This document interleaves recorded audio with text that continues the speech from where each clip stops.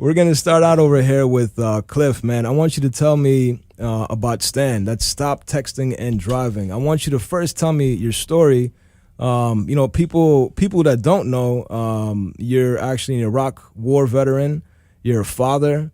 You're a golfer. You're a hip-hop head. You're a rapper. You just became a rapper recently, too? I mean, everyone's a rapper, man. I got my 16 like everybody else. Yeah. I'm not a rapper. No. But tell us your story, man. How did you get into this movement, Stop Texting and Driving? I was dragged into it, pulled into it.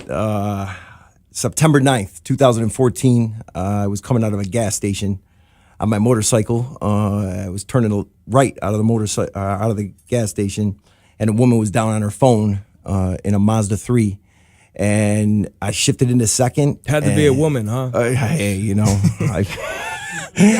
disrespect. Sorry, no disrespect. Sorry, ladies.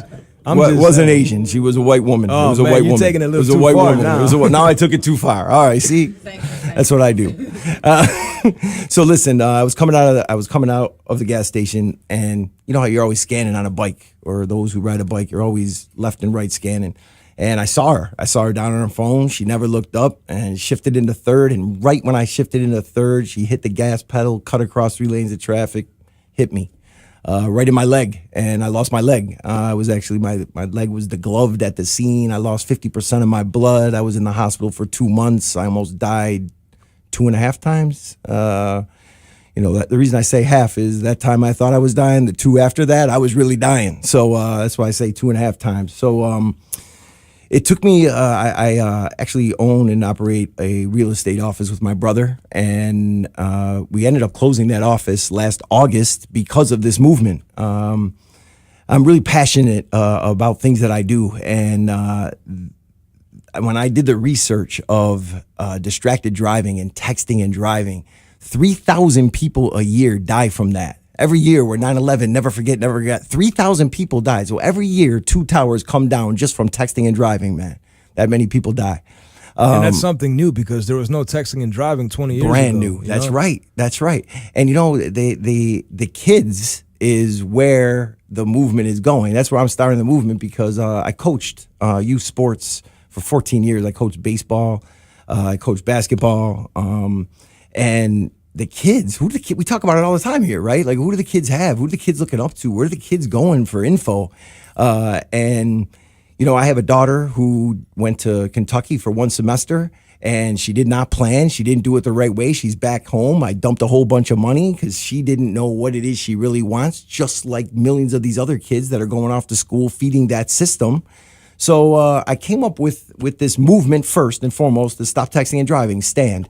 And I'm going into high schools across America. We're teaching the kids about the dangers of texting and driving. They get to see live, like, this guy lost his leg from someone on their phone. So there's only two ways out of this texting and driving thing. You either hurt or kill someone, or you get hurt or get killed. That's your 2 options when you pick up your phone, period. And that's what we got to get across. That's the message. This is legit life and death. The drunk driving has been passed by this. The texting and driving has passed it. You see, when you this isn't a confession booth, but I've drank and drive. All right, I've had a couple of drinks and got in the car. I'm doing everything in my power to stay on the road and do the speed. I'm paying more attention when I'm under the influence. When you're texting and driving, you are not there. You might as well be sound asleep. And the stats are 4 seconds. It's 4 to 5 seconds that you're off your phone. Traveling 50, 65 miles an hour. Do you know how far you go in 4.5 seconds? And back when I had 2 legs, hey, listen, I texted and drove. I'm a realtor. I'm a real estate agent. I'm texting and driving, and I was the best. I was a pro. Nothing's gonna happen to me. Nah. How many times have you been on your phone and you look up and say, "Oh my God, when is the last time I looked down the road?" Yeah. Right, like that kind of thing. Or how did I get here? How did I get here? Right, like how much on autopilot. Yeah. See, very much so. So I'm raising big awareness. Here's what else happened in the amputation of my leg. So going through the recovery and the journey of the recovery, as I said, I was in the hospital for 2 months. Then I had to do rehab in Kernan. God bless all the doctors and nurses at Shock Trauma and Kernan. Thank you so much, all of you.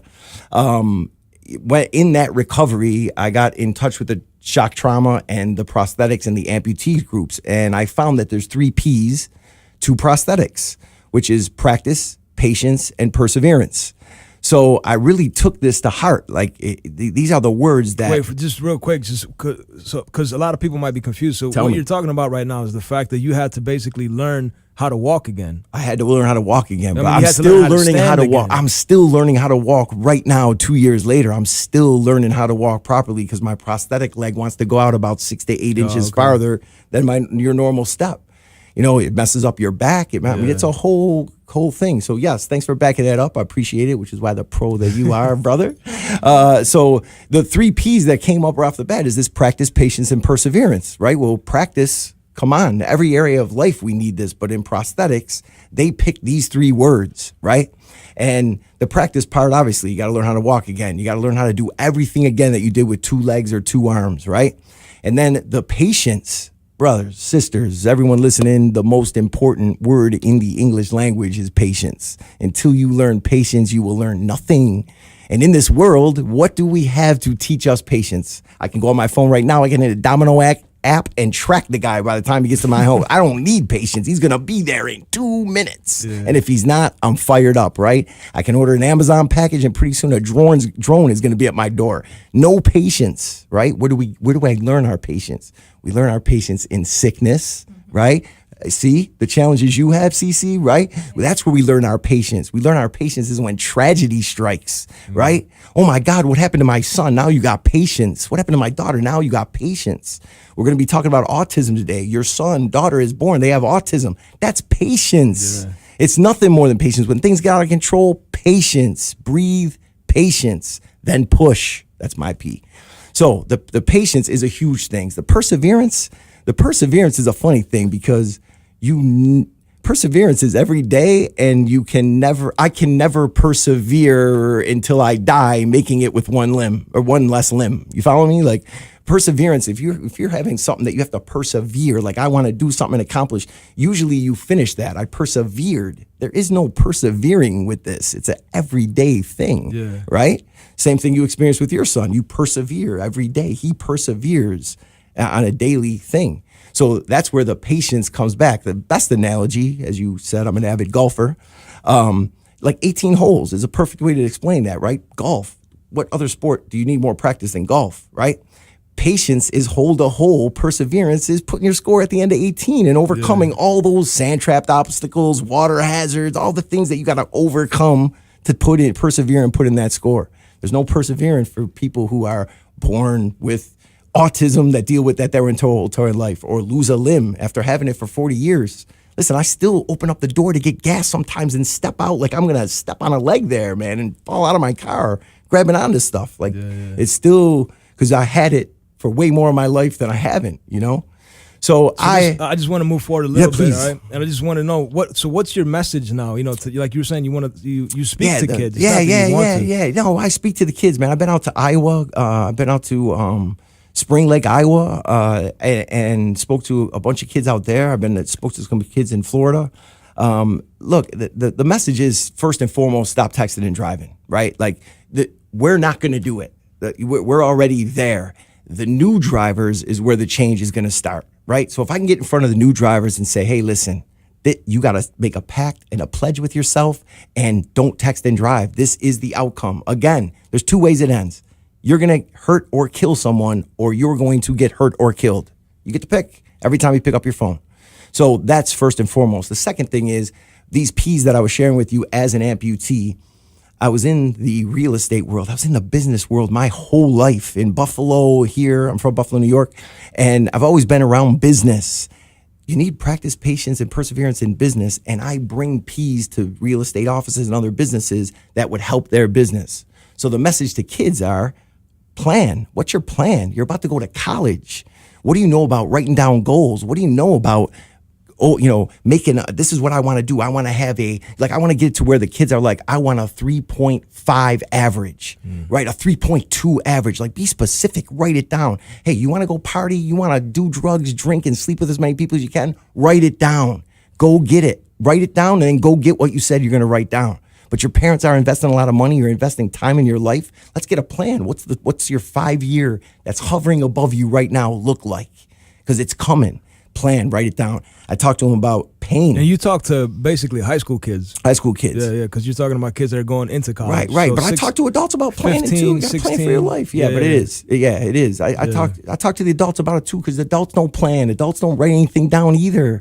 I owned and operated a real estate company for over 11 years, and every single year, write them down.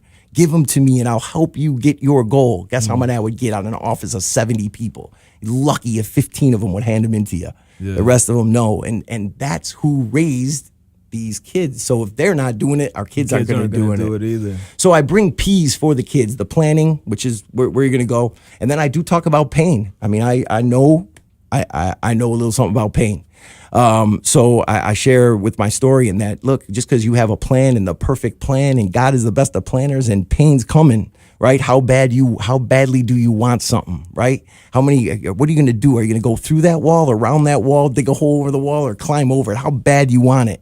If you don't want it bad enough, then go turn around and go find another thing that you want. And hopefully there's not a bigger wall there. Yeah. But right now, as these kids, you know what your passion is right now. You know where you're passionate. So I bring that P too. You know what your passion is.